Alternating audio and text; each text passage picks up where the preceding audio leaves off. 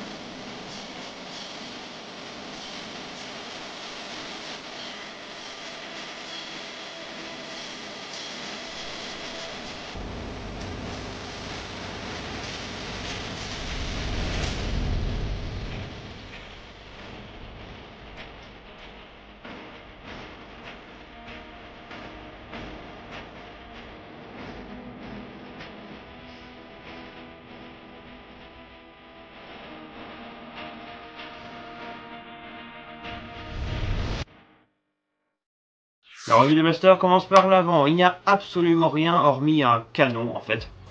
Donc sur le vrai avant du blaster, on a un attache canon pour y attacher le canon absolument magnifique qui est fourni avec. Et donc sur ce même canon, parlons-en vite fait, on a un design absolument magnifique. Clairement, j'adore ce canon. Depuis que je sais qu'il existe, je voulais le voir en vrai.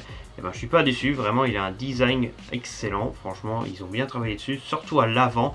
J'ai jamais vu un cache-flamme aussi travaillé par rapport à celui du Retaliator et du Delta Trooper. Clairement le cache-flamme est magnifique. Pareil pour le reste, ça donne à la fois un aspect futuriste et en même temps conventionnel. C'est vrai que chez Nerf parfois on a soit un design conventionnel, c'est-à-dire présent, soit un design futuriste. Là on a les deux, clairement, voilà, depuis que Nerf Elite 2.0 a débarqué, c'est un peu ça quoi. Et clairement je trouve ce design absolument magnifique, ce canon qui ira parfaitement sur d'autres blasters. Donc je vous le montre un petit peu de tous les angles, comme ça vous le voyez bien.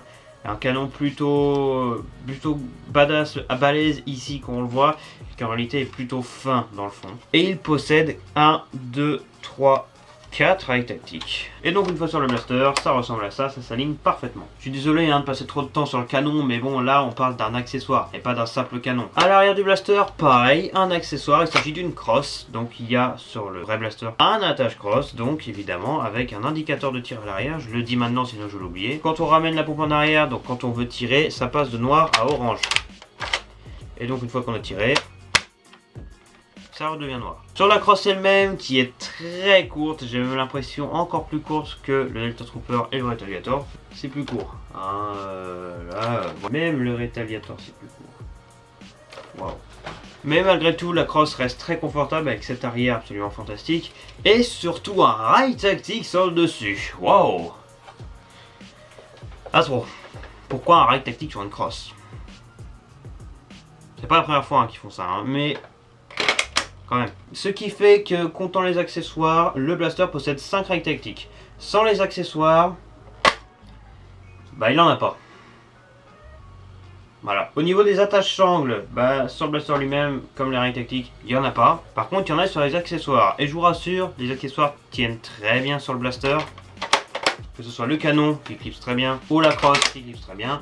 Donc vous pouvez y mettre sans souci des sangles dessus, il n'y a pas de problème, puisqu'il y a un attache sangle à l'avant. Alors, il est un peu fin, donc je suis pas sûr qu'on puisse y passer une sangle, mais en forçant un peu, peut-être. Par contre, à l'arrière, là, oui, vous pourrez clairement y attacher quelque chose. La trappe de désoreillement, comme ses prédécesseurs, le Echo a la trappe de désoreillement sous la pompe d'armement, et cette trappe de désoreillement a une particularité spéciale par rapport aux autres, c'est que d'origine, elle peut être enlevée. Et c'est très pratique, surtout sur ce genre de blaster, je trouve, par rapport aux deux autres. C'est que, eh bien, parfois, quand on oreille, eh ben, on doit ramener la pompe en arrière, galérer à ouvrir la trappe, faire ci, faire ça. Là, on peut enlever la trappe. Donc là, clairement, à chaque tir, on peut avoir accès à la trappe. Donc je trouve ça largement mieux quand il n'y a pas la trappe que quand il y a la trappe. Donc pour moi, c'est une très bonne chose que l'on puisse enlever la trappe sur ce blaster. A contrario à d'autres blasters où pour moi enlever la trappe est inutile, je pense aux Phoenix et aux Turbines qui ont des trappes tellement énormes que les enlever ne sert à rien, ça fait un peu moche. Ici ça se voit à peine, donc clairement si j'étais vous, j'enlèverais la trappe sur ce blaster finalement. Et donc vous l'aurez deviné, la trappe sert à désenrayer le blaster si au cas où il s'enraye. La poignée est très confortable pour moi. Seul petit défaut c'est que pour les très grandes mains, ce truc là va peut-être vous gêner. Mais moi personnellement ça ne me gêne pas du tout, ça me va très bien. Et Dieu sait que mes mains ne sont tout ce que vous voulez sauf petites. La poignée est très bien, même si par rapport à d'autres blasters, eh bien j'ai l'impression qu'à l'avant ici c'est quand même assez plat, assez carré. Donc voilà, c'est un peu particulier mais ça reste assez confortable. Non vraiment, poignée très confortable. Aucun défaut à dire dessus. Et pour ce qui est de la détente, la pression sur la détente est relativement normale. Ce blaster possède le slam, tout comme son prédécesseur le Delta Trooper, et il fonctionne très bien. Ici vous avez le bouton pour enlever le chargeur. Bouton auquel quand on le touche, on n'a même pas l'impression que c'est un bouton. Même quand on veut vraiment enlever le chargeur, on n'a clairement pas trop l'impression que c'est un bouton, il bouge à peine. Et pourtant c'est bien un bouton, puisque quand je le touche, le chargeur tombe. Et si vous aimez bien les blasters auxquels quand vous appuyez sur le bouton, le chargeur tombe, vous allez adorer celui-là. Mais c'est clairement abusif. Sur le Retaliator, on utilisait le bouton, le chargeur tombait, pas mal. Le Delta Trooper, ça arrivait moins souvent, mais ça pouvait fonctionner. Ici, c'est clairement abusé. À peine vous touchez le bouton que le chargeur tombe. Alors le chargeur d'origine, ça peut arriver, mais avec d'autres chargeurs, c'est encore pire. Surtout par rapport au poids. Effectivement, le bouton a une très faible pression, on n'a même pas l'impression qu'on appuie dessus, qu'on le touche. Et pourtant, eh bien, ça appuie bel et bien dessus, ça a bel et bien un effet quand on appuie, hein, ouais, ça bouge très bien. Et à peine vous entrez en contact avec ce bouton, et je dis bien entrer en contact, littéralement, le chargeur tombe. Bah alors là, autant vous dire que si vous appuyez dessus sans faire exprès, vous êtes mal barré. Donc ça peut être un avantage comme un défaut, que le bouton soit ultra sensible. Cela dépend de votre type de jeu. Restons dans les boutons avec ce petit bouton sur le côté, c'est un bouton de désenraillement. Après avoir réarmé le blaster, vous ne pouvez plus le ramener en arrière, c'est bloqué. Utilisez ce petit bouton en appuyant bien dessus pour ramener à nouveau la pompe en arrière pour pouvoir désenrayer au cas où que votre blaster s'enraye. Pour ce qui est du chargeur, pour l'enlever, vous devez absolument ramener la pompe d'armement en arrière et ensuite vous utilisez le bouton pour enlever le chargeur. Le blaster lui-même est compatible avec absolument tous les chargeurs Nerf et le blaster en lui-même est fourni avec un chargeur de 10. Maintenant, évoquons vite fait un petit truc, le nombre de munitions fournies. Souvent avec les blasters Elite de 2020, les blasters sont fournis avec le double de munitions qu'ils peuvent prendre. Le Turbine peut prendre 18 fléchettes, il en est fourni avec 36, dont la moitié sont d'une couleur différente. De même pour le Commander qui est fourni avec 12 munitions parce qu'il en prend 6. Ou encore le Phoenix qui est fourni avec 12 munitions parce qu'il en prend 6. Et bien ce blaster fait exception puisqu'il a un chargeur de 10, donc il prend 10 fléchettes, il devrait être fourni avec 20. Mais il est fourni avec 24.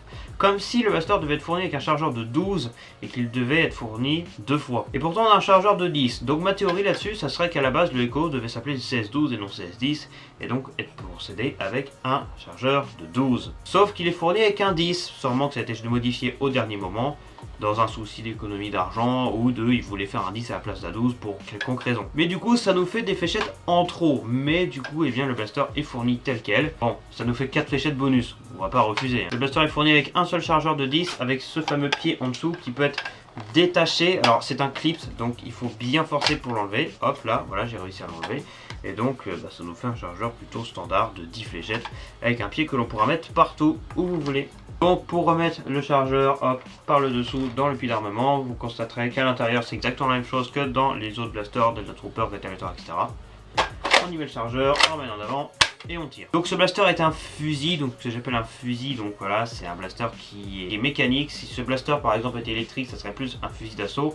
Là c'est un fusil tout court. Il y en a plein, hein, ils peuvent se ramer sur le côté, où est-ce que vous voulez. Ici on a un blaster plutôt standard, hein, comme ses prédécesseurs, Delta Trooper et Retaliator qui étaient des icônes. Celui-ci, comme les prédécesseurs, se réarme sur le dessus. Sauf que c'est radicalement différent des autres, puisque si vous vous en souvenez, ceux-ci avaient une pompe assez énorme. On pouvait y mettre toute la main, bien réarmer, ramener en avant et tirer. Pareil ici. Et bien ici, la pompe est toute petite. Alors ce n'est pas forcément un défaut, hein. Alors je sais que certaines personnes vont me dire, bon, c'est un peu relou pour réarmer, voilà, moi j'ai de trop grandes mains. Soit, si vous avez de trop grandes mains, redirigez-vous vers les autres blasters. Le but, qui est plusieurs blasters similaires, c'est de pouvoir proposer à chacun ses goûts. Si vous avez une plus petite main, c'est plus celui-là. Si vous avez plus une grande main, ça sera le Delta Trooper. Si vous aimez plus le style ancien, ça sera le Retaliator. Voilà, les blasters sont plus ou moins les mêmes, c'est juste que chacun a ses préférences. En l'occurrence, celui-ci sera plus attribué aux petites mains, surtout au niveau de la pompe. Parce que si vous avez une petite main et que vous achetez un Delta Trooper, c'est pas le meilleur. Alors qu'ici, eh bien, c'est absolument parfait. Après, je cite l'exemple des petites mains et grandes mains, mais ça peut être également pour toute autre chose que vous choisissez un des trois blasters ou même encore un autre. Il n'y a pas vraiment de blasters qui sont mieux que les autres dans le fond, c'est juste chacun a ses préférences. En l'occurrence, ici on a une petite pompe. Bon, moi j'ai pas de préférence, moi j'aime tout hein, dans ce domaine-là. Je trouve ça même très original que pour une fois on n'ait pas un gros truc qui prenne toute la place, mais bien un truc plutôt fin, plutôt discret et ce qui laisse afficher, on va dire, le style du blaster clairement. On voit très bien le logo Nerf, Elite 2.0, Echo ici présent. Ah, et chaud, hein. 2020 Hasbro écrit absolument sur tous les accessoires. Donc voilà, le fait que la pompe soit plus petite, ça quand même...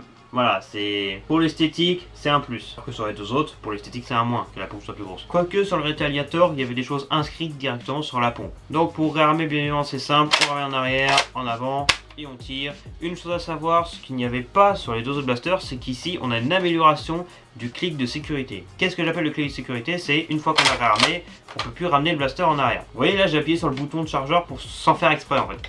Bref, je disais, on a un deuxième clic de sécurité. Sur le Retaliator et Delta Trooper, on pouvait avoir le défaut, des fois, si le blaster était un peu vieux ou mal fonctionnel, de la pompe se clipseman et on peut à nouveau le ramener en arrière, alors que ce n'est pas censé être le cas. Ici, on a une double sécurité. On a la sécurité standard du système interne qui empêche la pompe de revenir en arrière, mais en plus, on a un deuxième truc.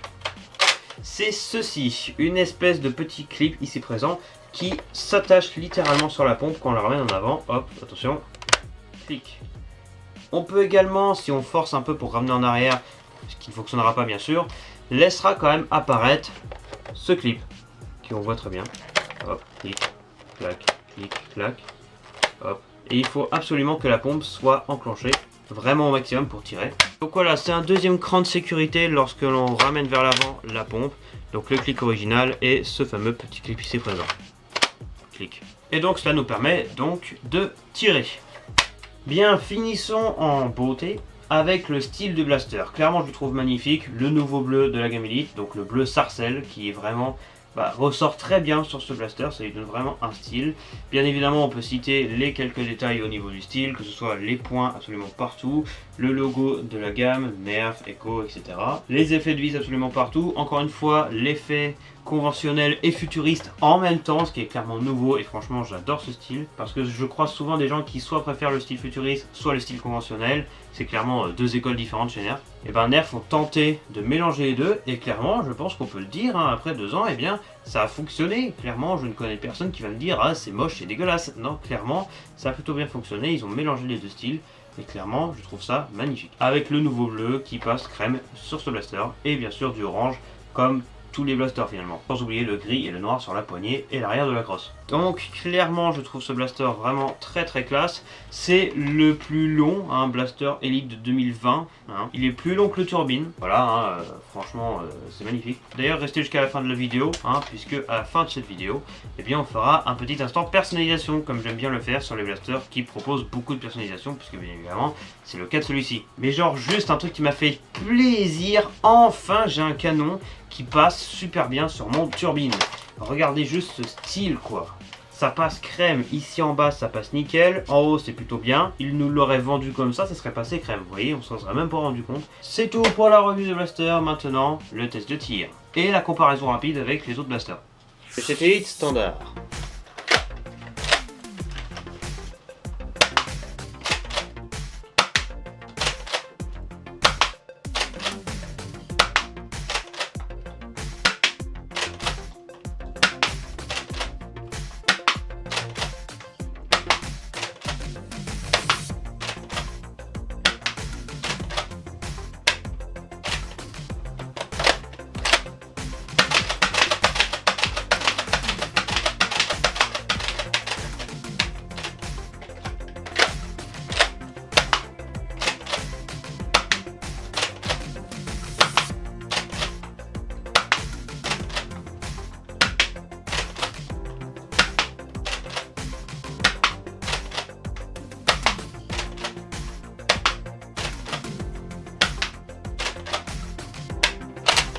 Slamfire.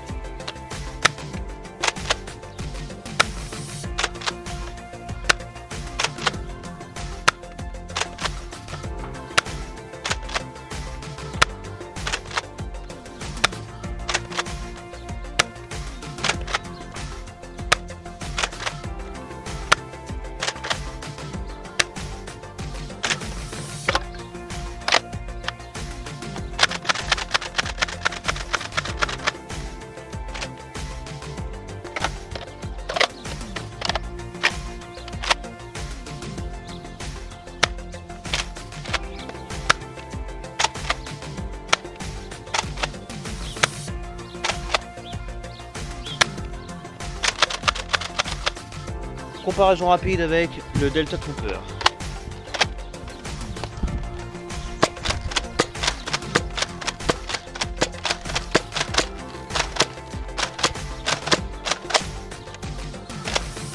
Comparaison rapide avec le Retaliator.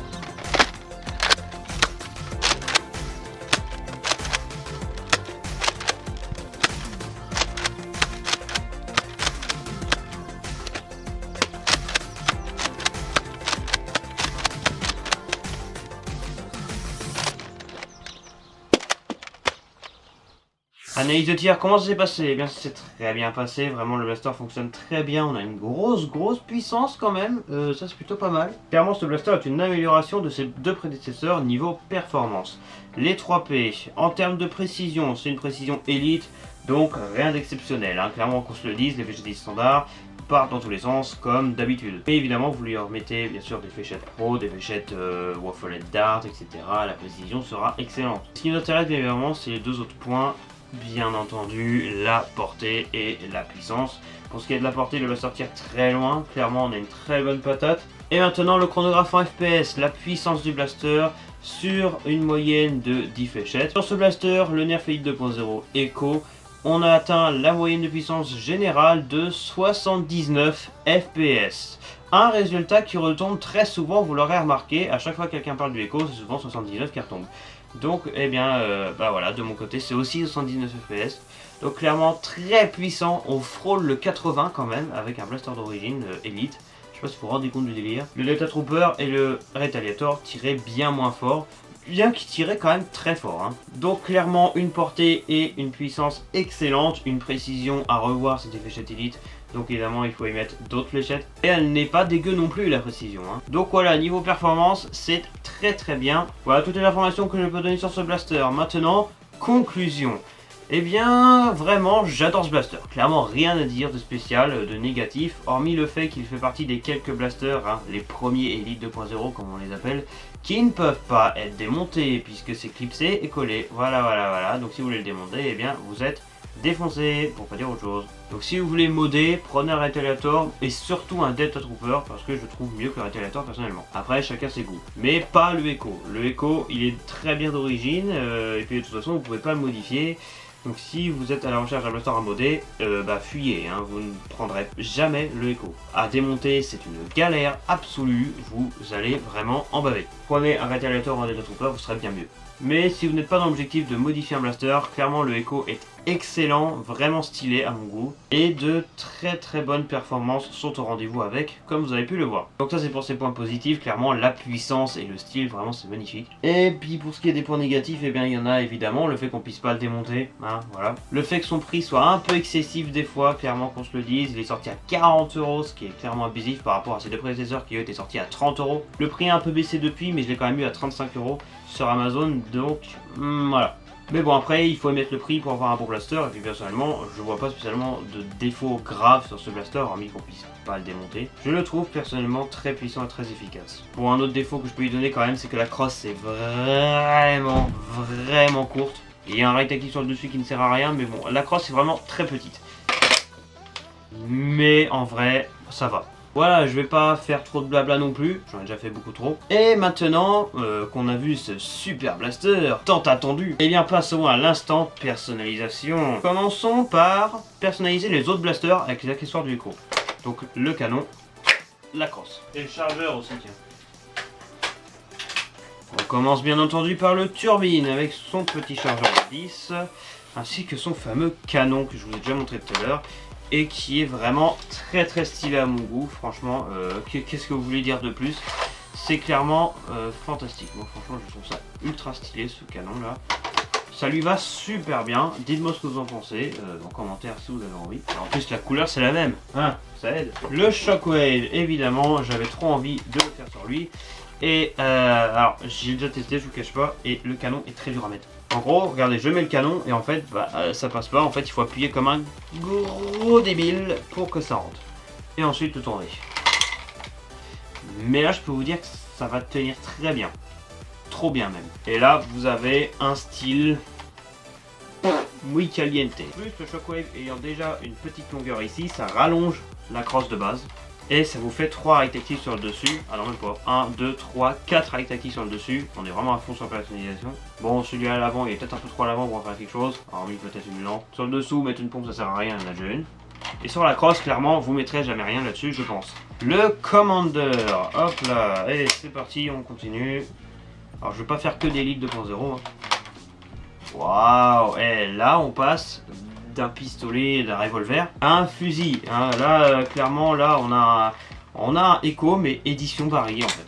Le Phoenix, je rigole. Le Phoenix, clairement, pour ceux qui ont suivi les actualités aux États-Unis, et peut-être qu'en France ça arrivera, est sorti un pack spécial du Phoenix avec, comme par hasard, les accessoires du Echo. Du coup, si vous avez déjà vu ce pack, vous savez à quoi ça ressemble. Hein. C'est littéralement la même chose. Donc si vous avez déjà un Phoenix et un Echo, vous pouvez faire croire à vos amis que vous avez acheté le pack spécial. Hein. Bah oui, mais clairement, ça lui va comme un gant. Waouh. Voilà, pareil. Encore un blaster où il faut bien foncer. Waouh. Bon là c'est super dur, ça tient très bien. Hein. Non mais là, la crosse elle est vraiment énorme par contre. Le Mediator, allez on prend au hasard maintenant.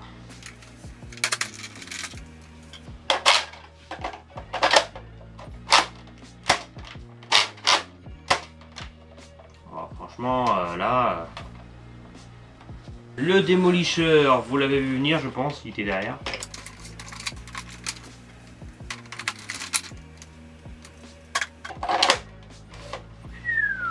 Tout droit. Ce qui est drôle avec le canon de Echo, c'est que sur la plupart des blasters, je le vois, mais ça tient super bien. Il faut bien forcer pour le mettre. Donc là, clairement, c'est ultra stable. Il bouge pas vers la droite, vers la gauche. Donc, clairement, on reste sur une bonne précision. Et boum, voilà, sur le Delta Trooper. Et boum, sur le Retaliator. Voilà, est-ce que vous êtes content? Bien sûr. Par contre, ça le raccourcit vachement quand même, le Retaliator. Voilà, clairement, je trouve ça assez stylé. Et bien évidemment, 3 autres trucs assez importants. Et boum, le Retaliator sur le Echo. Waouh. Ah oui, ça fait un style particulier quand même. Et boum, le Delta Trooper sur le Echo. Waouh. Et boum, encore un mélange. Et boum, encore un autre. Ça va en vrai. Alors il y en a un que j'aime bien, c'est... Tout d'origine sauf la crosse, celle du Retaliator. C'est particulier, mais je sais pas pourquoi, j'aime bien. Voilà, cette vidéo est déjà beaucoup trop longue, c'est le bazar. J'espère qu'elle vous a plu. Voilà, c'est pas encore le bon chargeur. J'espère avoir fourni suffisamment d'informations pour vous faire prendre une décision sur si vous allez acheter ce blaster ou non. Ça fait tellement longtemps qu'il était attendu sur ma chaîne, je suis content de l'avoir fait. Mais cette vidéo est beaucoup trop longue, moi qui voulais faire une vidéo simple, c'est mort. Donc si la réponse est positive, si vous voulez ce blaster, je vous ai mis un lien dans la description pour acheter le blaster. Merci à tous d'avoir regardé cette vidéo. Si elle vous a plu, n'hésitez pas à liker, à vous abonner, etc. Petite annonce que j'ai déjà fait précédemment. Mais suivez-moi sur mon compte TikTok, s'il vous plaît, puisque je ressors mes reviews que j'ai déjà faites régulièrement, mais en plus court. Et que sur TikTok. J'en ai sorti un sur ma chaîne YouTube, celle du Nerf Rival Vision. Mais c'était juste histoire d'exemple. En vrai, je vais surtout faire ça sur TikTok. Voilà, c'est histoire de rebalancer mes reviews. Ça fait toujours plaisir. Voilà, c'était la petite auto-promo gratuite, encore une fois. Donc voilà, merci encore d'avoir regardé cette vidéo. Et puis moi, je vous donne rendez-vous à la prochaine pour une future vidéo. C'était Viname. Ciao.